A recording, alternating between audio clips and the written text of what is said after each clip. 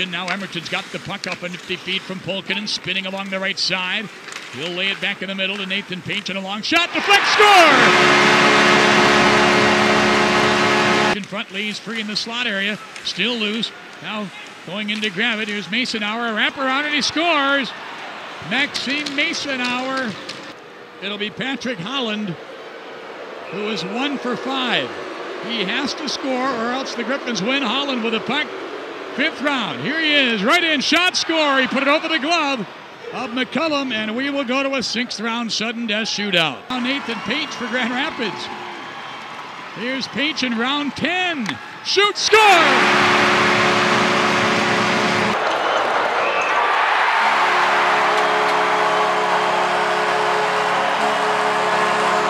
Wednesday and yesterday, even though we won on Wednesday, it was a really good game for us, and we said before the game we got to come out ready.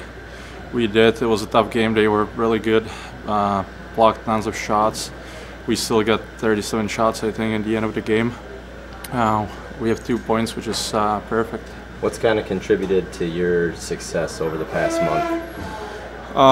You know what? A lot of guys got called up, and there was spots open in the first 2 lines, and kind of grabbed my opportunity and made most of it, and keep rolling, keep working hard, because that's the only way you can stay there. How does it feel when it keeps going round after round after round? I mean, does the pressure mount? Does it get less or what? I think it gets less almost. Everybody else missed, so you know, I had nothing to lose. So went in there and went to the Old Faithful, and it worked. Now, we talked to Nestrasil, and I asked him, does a game like this frustrate you? Is it good knowing that the playoffs are right around the corner? I mean, you guys really controlled tempo the whole game. You outshot them 37-23, and then it took 10 rounds to win it in a shootout. I don't think it frustrates us. I think that's good. You got to get those 1-goal games. That's playoff hockey, and we had a lot of those games last year in playoffs where we outshot teams the same amount as we did tonight and had to win those 1-goal games. So it's really good preparation for us.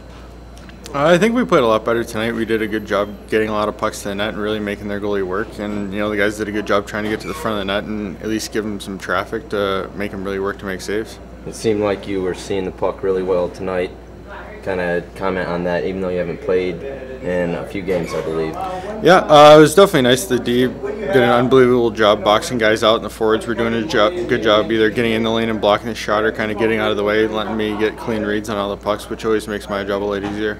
How does a game like this, a goalie treat a game like this when you guys are controlling the game, you're out shooting them 37-23, yet it's 1-1. I mean, are you in the game more, or because it's so close? I mean, you're definitely in the game more just because, especially in this league, it only takes one shot to change the momentum of the game there. So I was trying to skate around and kind of stay loose and stay sweaty and just really stay into the game. Well, the first thing I look at is how did we play, and I was much happier with the way we played. I thought it's much more of the type of style that you have to play to be successful anytime, especially the end of the year.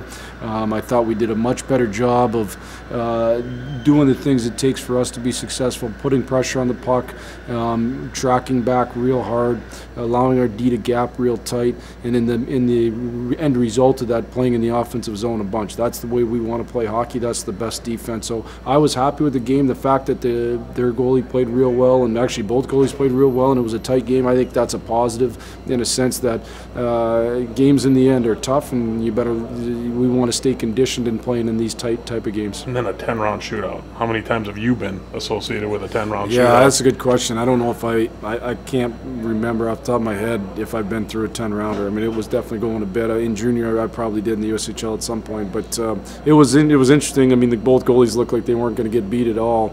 They both looked real good, and thankfully for us, we were able to get one more by them.